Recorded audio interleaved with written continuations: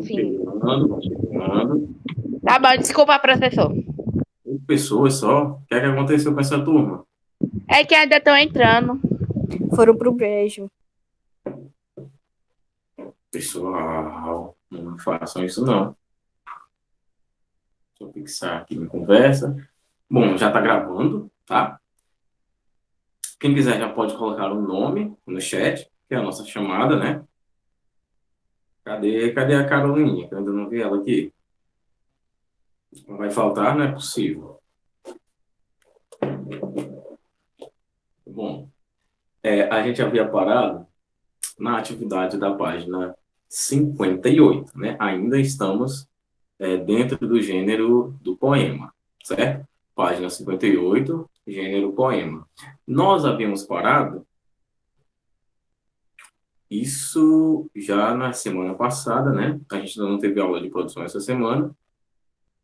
Na semana passada a gente havia parado com a canção do africano, né? De Castro Alves. Eu até havia feito um breve contexto histórico aqui na sala. Castro Alves era o poeta dos escravos e que, principalmente na quinta questão, vocês iriam encontrar uma certa facilidade e também uma certa dificuldade de identificarem a intertextualidade, né, dessa obra que a gente estudou, já que toda, né, majoritariamente toda a obra de Castro Alves era pautada na luta libertária do povo negro, né, dos escravos. Mas a gente vai ter um texto bem específico que responde a quinta questão com maestria, certo? Então, sem mais delongas, quem chegou agora, põe o nome no chat e abra um livro na página 59, certo? Página 59. Primeira questão. Vamos responder. A saudade é um tema caro em Castro Alves. E no poema A Canção do Africano, não é diferente. Analisando a primeira estrofe do texto, há uma lembrança regada à melancolia. Que lembrança é essa, Guilherme? Só se quiser, tá? Oi, Olá, professor, boa boa tarde. tarde. Eu quero que você me Você responda a falou o primeira quê? questão, meu querido. Se você quiser compartilhar, é claro.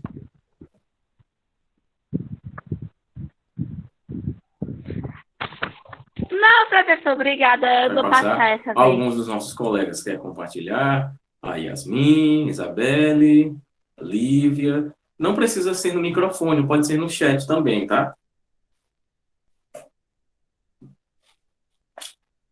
Por sinal, o chat eu estou vendo daqui que não teve mais nada. Bom, o eu lírico, pessoal, nesse caso aqui, o eu lírico apresenta uma negra, certo? Estando na senzala, né? Que cantava uma música que fazia lembrar de sua terra. Essa é a lembrança melancólica, né? A lembrança triste. Ora, se você tem uma pessoa, né, escravizada, né, trancafiada numa cela, já que a senzala, né, nada mais era do que uma cela coletiva, né, onde as pessoas ficavam acorrentadas. E você foi tirado de sua terra, né, cruzou um oceano.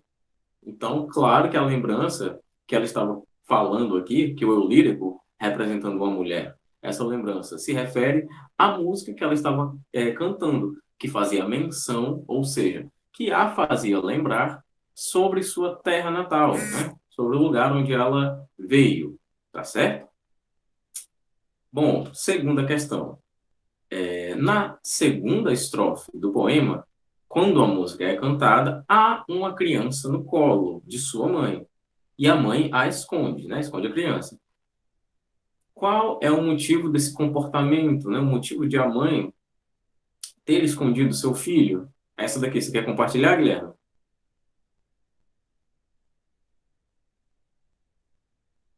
Não, obrigado. Rapaz, pois é o seguinte. Diretamente, a segunda resposta, né? Está ligada à primeira. Se nós temos uma canção melancólica, né? Uma canção de pranto, uma canção de choro, claro que a mãe escondeu o filho porque ela preferiu que a criança não ouvisse aquela música, né? Para que ele não ouvisse, que ele não compartilhasse, não experienciasse essa tristeza, essa melancolia de sua saudade da terra natal. No caso, a saudade de sua mãe também, certo? É por isso que a mãe preferiu esconder a criança. Ah, professor, eu perdi a resposta. É, tudo bem, as respostas, como sempre, né, eu vou colocar no Classroom, tá certo? Cecília, tudo bem, Cecília, tudo bem. A terceira questão, a resposta pessoal, mas a gente faz um direcionamento, certo? Atualmente, o racismo se constitui como crime inafiançável. Para você tornar essa prática um crime, já é o suficiente para eliminá-lo da nossa sociedade? Vamos lá.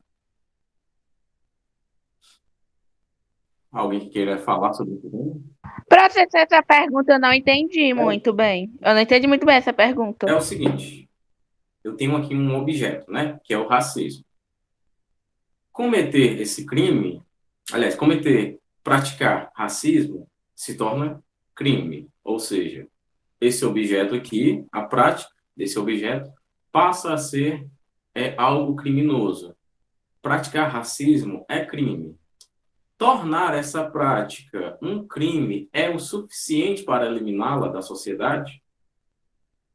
Para entendermos a pergunta, e aliás, para chegarmos na melhor resposta, vamos primeiro, né, nos outros crimes que existem na sociedade, né? Roubar é crime, né?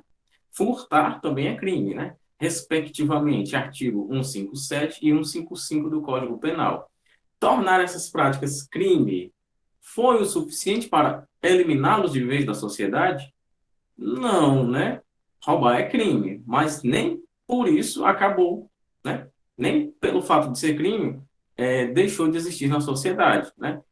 Do outro aqui, uma coisa mais, que seja a mesma coisa, parecido. Corrupção. A corrupção é crime, certo, ô Guilherme? É crime.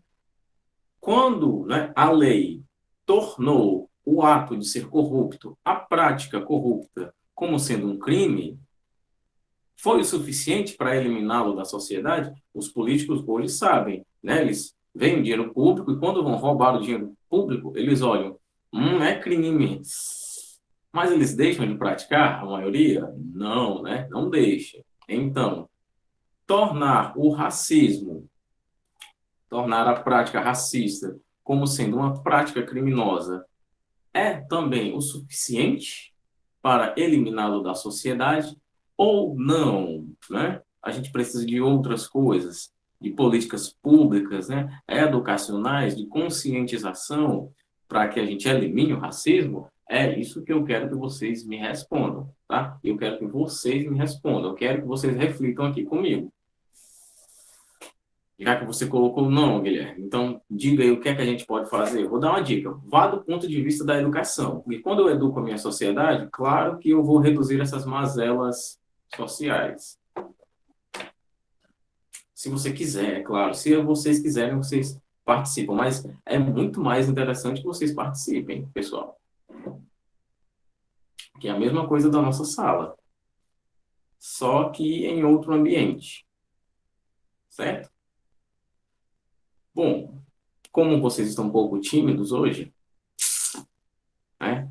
Vamos partir do seguinte.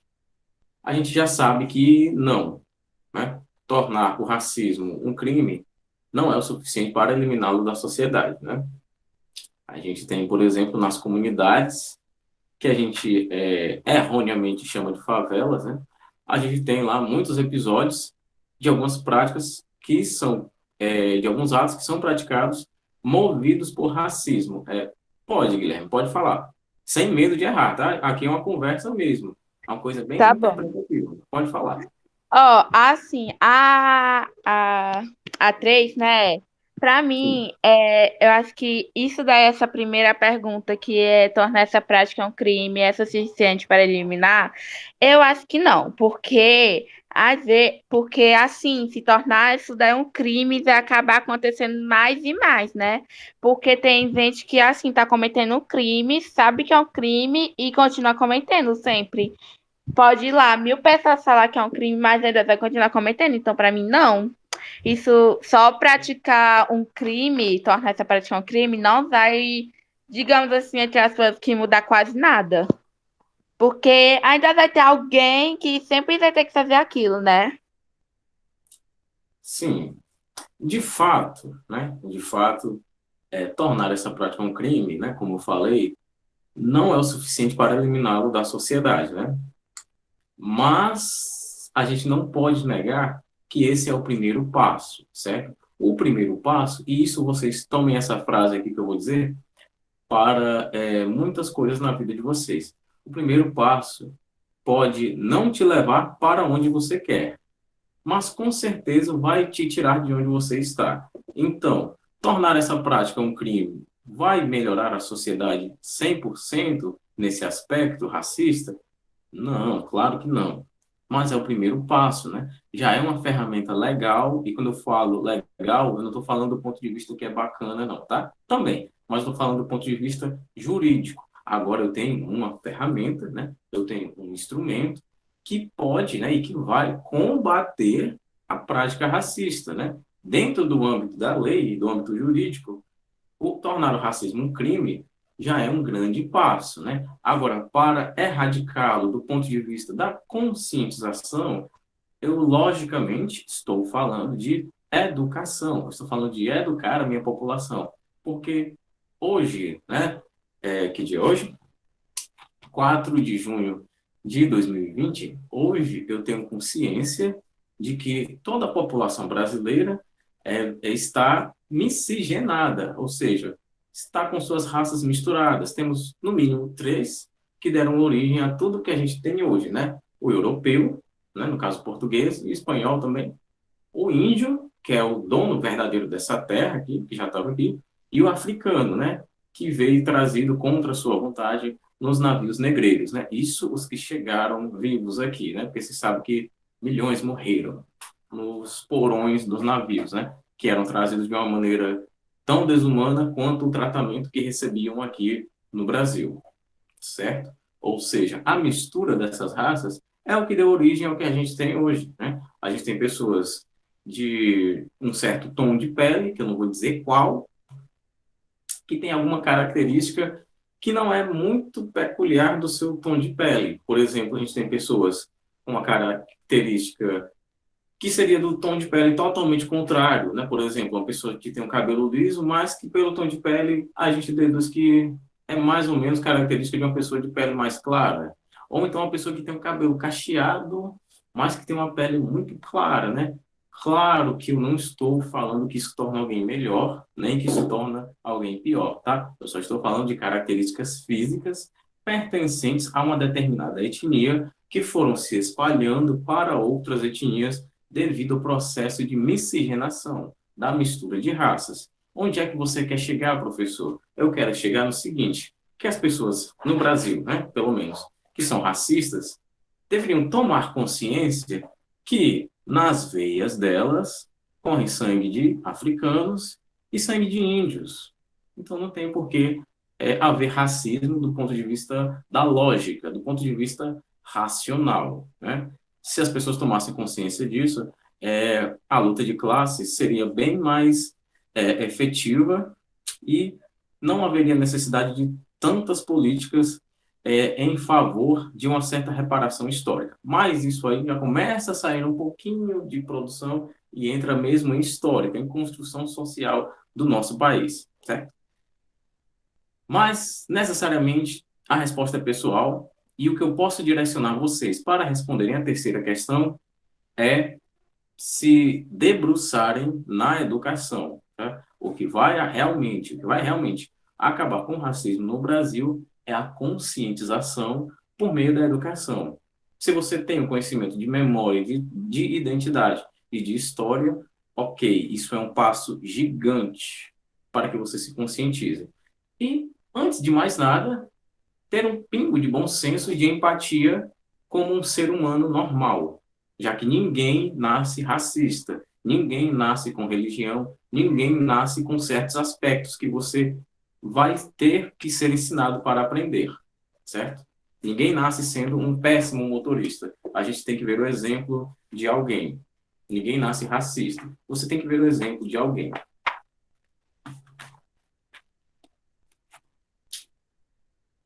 Quarta questão. Qual foi a maneira que o povo africano usou para não deixar apagar a lembrança de seu povo? Uma das principais, claro, porque estamos falando de acordo com o texto, né? Uma das principais foi cantar, né, as músicas que faziam recordar da sua origem, da sua terra natal.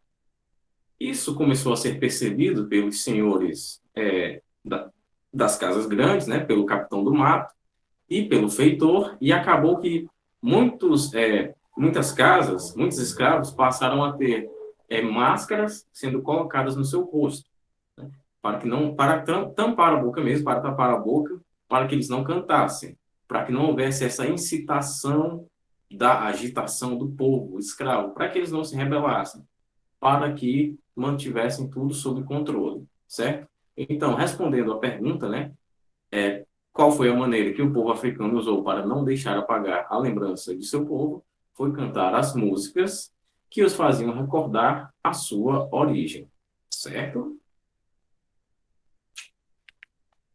Vocês estão acompanhando, né, pessoal? Estou indo muito rápido? Não, né?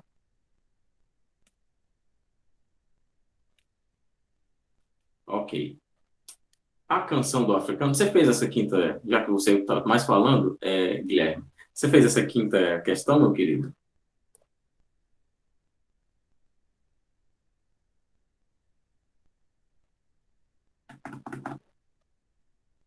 Aliás, respondam aqui no chat. Alguém fez a quinta questão?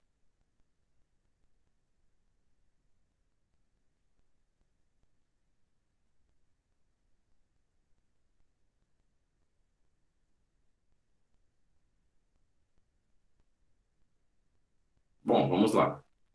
A canção do africano, pois eu vou deixar essa questão sem correção para vocês fazerem, certo?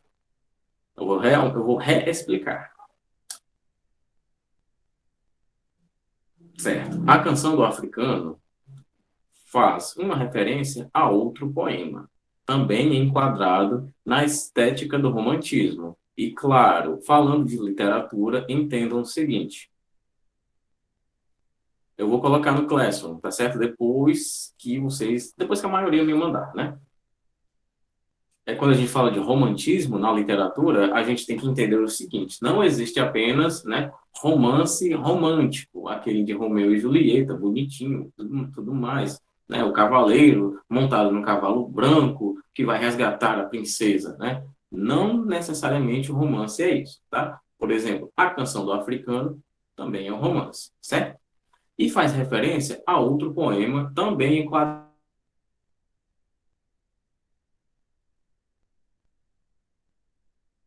18.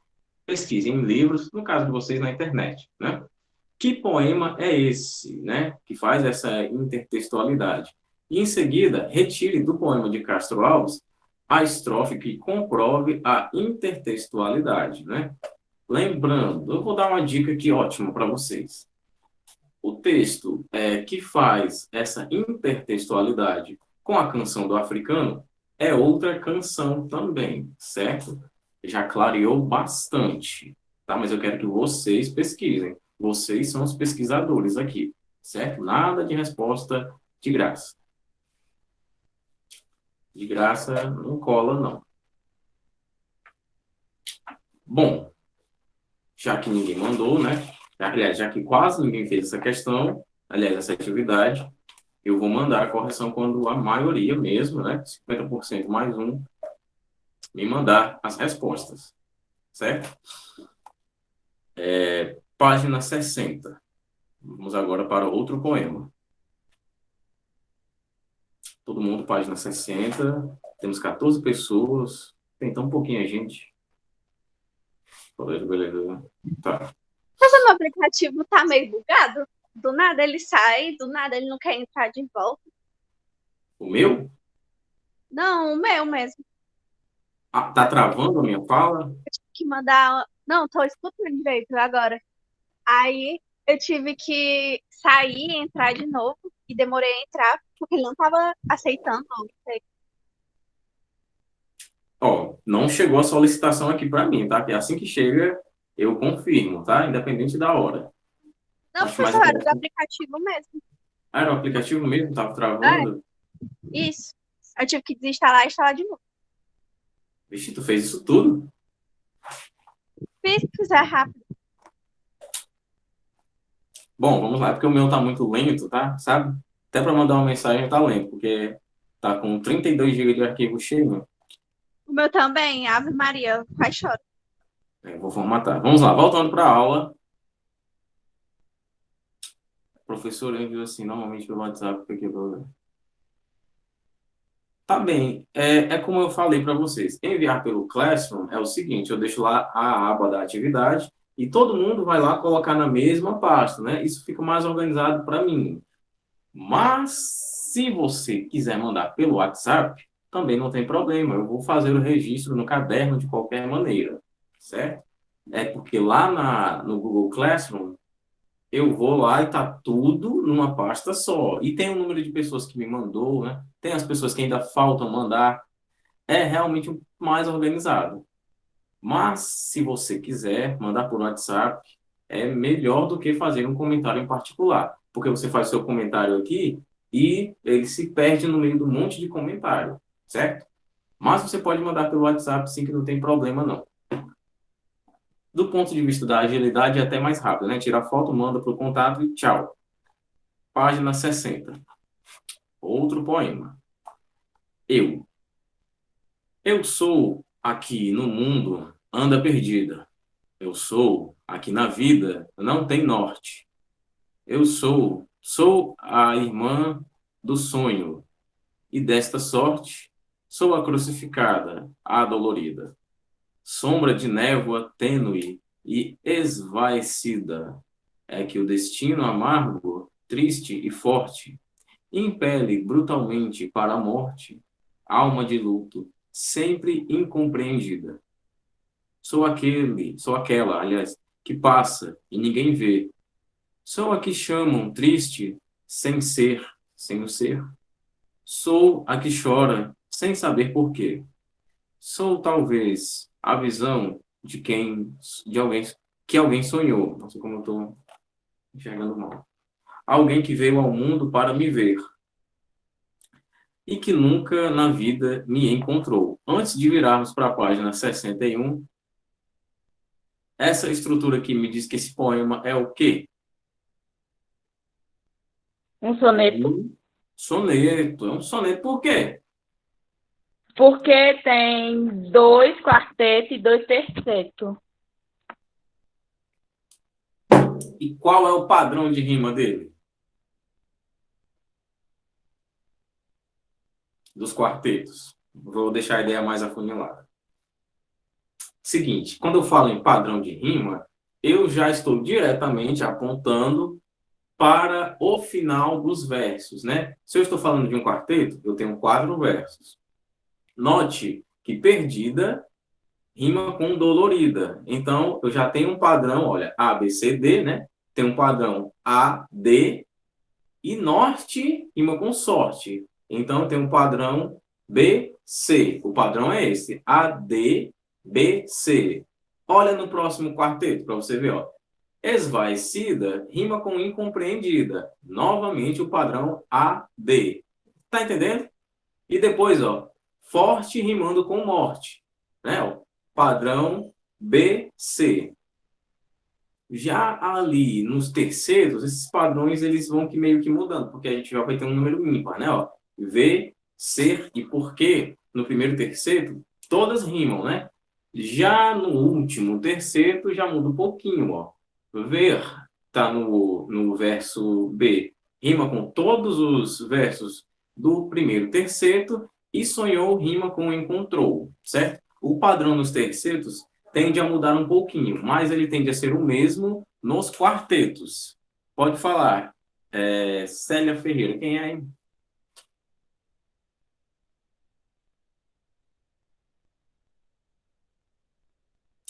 É um poema, né? É um poema, Isabelle, né? Obrigado, ô Guilherme. É um poema. Quando a gente fala de poema, a gente já tem a seguinte ideia. Tem verso rimado ou não? Se não tiver versos rimados, ele vai ter versos o quê? Versos brancos, certo? Pode ter rima? Pode. Pode não ter também? Pode. O que mais caracteriza o tal do soneto não é muito a rima, tá certo? Ele pode. Eu acho que a minha internet vai cair, porque faltou. A energia oscilou aqui. Ele rime ou não, mas muito mais importante do que a rima é. Aí também. Ixi, mas tem sinal aqui ainda. Muito mais importante do que a rima, ô Isabelle, é a estrutura, né? Aquela estrutura que você está vendo. É 4 estrofes de 2 quartetos e 2 tercetos. A rima já é uma coisa secundária, certo? É tanto que tem poemas que rimam a todo tempo e tem poemas que não tem uma só rima de nada, nenhumazinha para contar a história. Ficou entendido isso?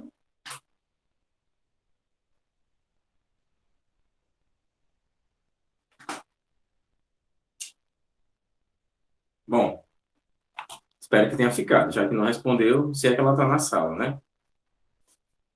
Eita, pessoal, travou pra caramba.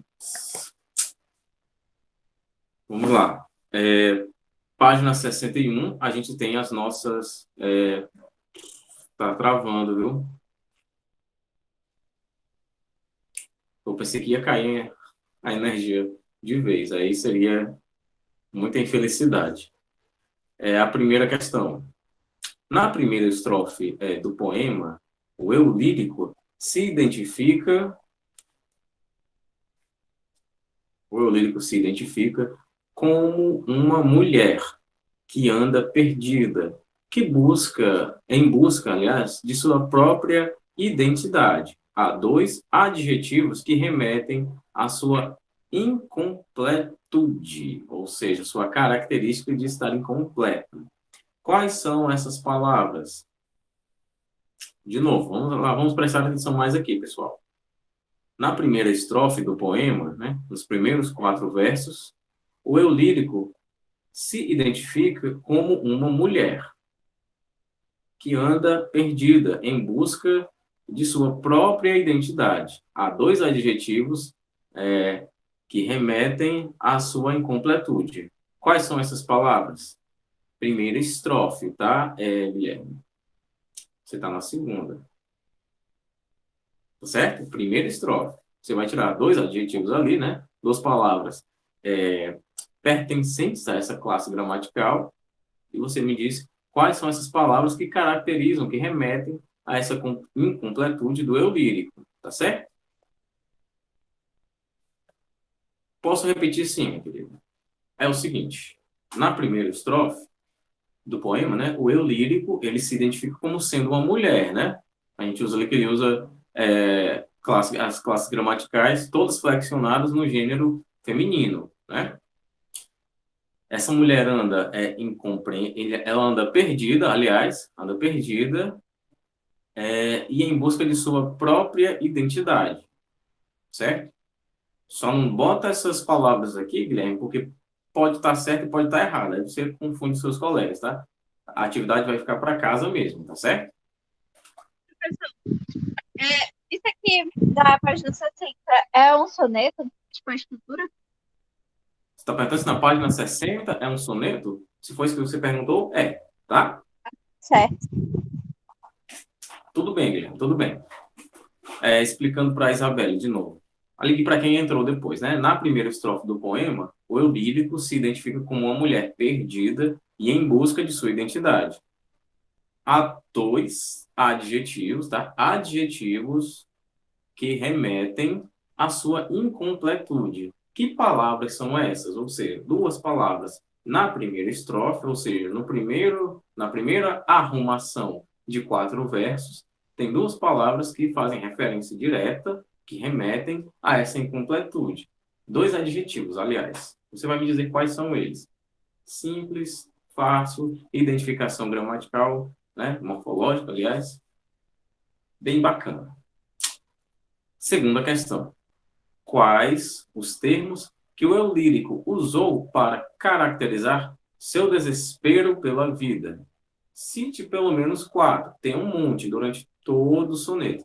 Mas você vai pegar palavras que remetem a uma certa obscuridade, né? A uma certa característica de um estado depressivo, né? Um estado depreciativo de si mesmo, e vai pô-las aqui, certo?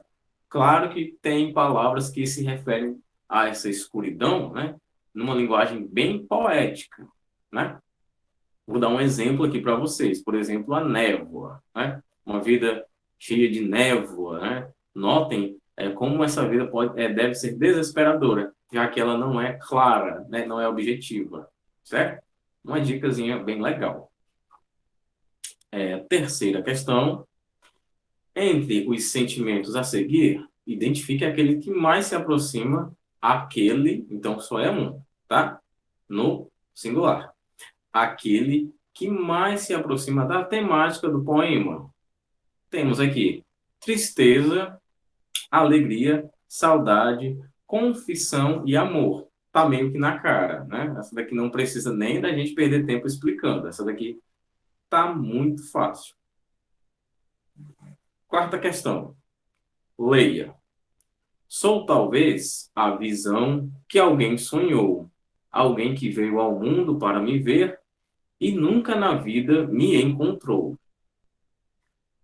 Considerando o poema como um todo, a palavra alguém, destacada nessa estrofe, pode ser entendida como uma pessoa que não existe, a pessoa amada que a poetisa não conheceu, lembrando, né, que poetisa é o feminino de poeta, tá? O poeta, quem escreve o poema, né? A poetisa é a mulher, tá? O poeta é homem, a poetisa é mulher, tá? Ou seja, a pessoa amada que a poetisa não conheceu, o filho da poetisa que não a compreendia, um namorado que a poetisa teve quando era jovem, ou o pai da poetisa que não consolava seu sofrimento. Aqui a gente tem 2 itens que a gente elimina assim de cara, né? Na hora, por eliminação, a gente já descarta eles. E tem 3 que a gente começa a afunilar a ideia, né? Começa a ter com uma pequena dúvida, mas a gente chega rapidinho na resposta correta, né? Só para eu ficar com a consciência tranquila. Ficou alguma dúvida na questão 4?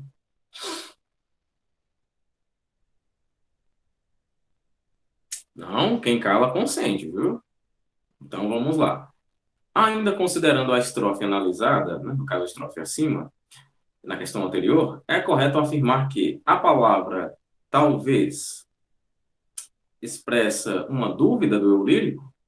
O eu lírico se dirige a alguém que não vê há alguns anos? As palavras mundo e vida são empregadas em sentidos opostos? Com sentidos opostos, aliás? Identificamos no uso da palavra alguém a ocorrência uma metonímia? Esse texto aqui foi um pouquinho mal digitado. Identificamos no uso da palavra alguém a ocorrência de uma metonímia, que no meu não tem de. É marcado pela antítese. Aqui a gente já eliminaria a E. Né? Eu vou dar essa colherinha de chá para vocês. As respostas ficariam entre a A e a D. Essa aqui está simples demais. Certo? Alguma dúvida, pessoal? Quem tiver, pode falar. Fale agora, porque a nossa atividade é essa. Quem ficou oscilando entre sair e entrar da sala, se quiser que eu explique alguma coisa, pode pedir. Todo mundo pôs o nome, né? Quem não pôs o nome, quem chegou atrasado, por favor, coloque.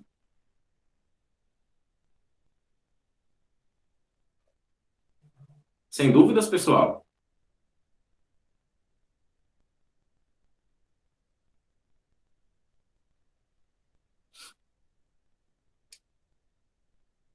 Quem que disse que travou? O Guilherme. Sim, tem que mandar. Eu vou colocar a aba. Você só se preocupe em mandar a atividade quando eu pôr no Google Classroom, tá certo? Aí você manda, tá bom? Eu vou pôr os prazos também para ficar bem organizadinho para a gente, tanto para mim quanto para vocês. Eu já falei meu nome lá, tá certo. Tá ok. Quem já pôs o nome? Bom, pessoal, então eu vou encerrar nossa aula por aqui, tá? Temos atividade. Temos a atividade anterior, que vocês não mandaram, a maioria não mandou. Não fizeram algumas questões que eu estava muito esperançoso para que me mandassem. E a gente se vê na próxima aula, que é amanhã, primeira aula, certo? Então, vamos fazer essas atividades aqui, pelo menos uma já hoje, tá? E a outra vocês fazem amanhã de manhã. O importante é respeitar o prazo. Mas essa daqui está bem simples. Bom, então vou me desligando aqui de vocês. Temos atividade. Vou passar um texto também para vocês ficarem no final de semana com saudade do professor. E é isso, pessoal. Até a próxima. Até amanhã. Tchau, até.